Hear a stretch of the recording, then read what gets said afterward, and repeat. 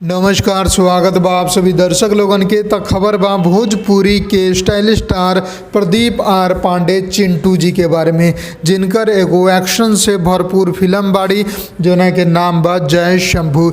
ई फिल्म के official trailer के रिलीज डेट आ चुकल बा, जो कि बा 6 मार्च सुबह 7:30 बजे। जी हाँ, world wide records Bhojpuri YouTube channel बा और 6 मार्च यानी कि परसों आप लोगन के बीच में एकर ऑफिशियल ट्रेलर आप लोगन के देखे के मिली।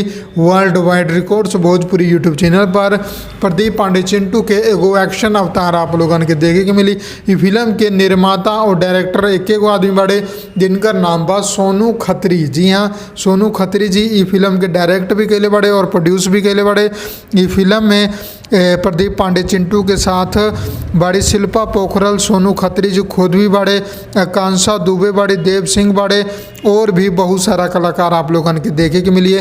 तो ज़्यादा से ज़्यादा संख्या में 6 मार्च 2021 के सुबह 7:30 बजे world wide records Bhojpuri YouTube channel पर पहुँचम और एक ऑफिशियल ट्रेलर रिलीज हुई। ओके, खूब प्यार आशीर्वाद देम।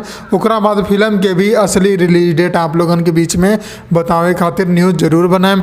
बस एक ही, तब तक लाइक कर दी, सब्सक्राइब कर दी और ज़्यादा से ज़्यादा शेयर कर दी। जय भोजपुरी, प्रणाम।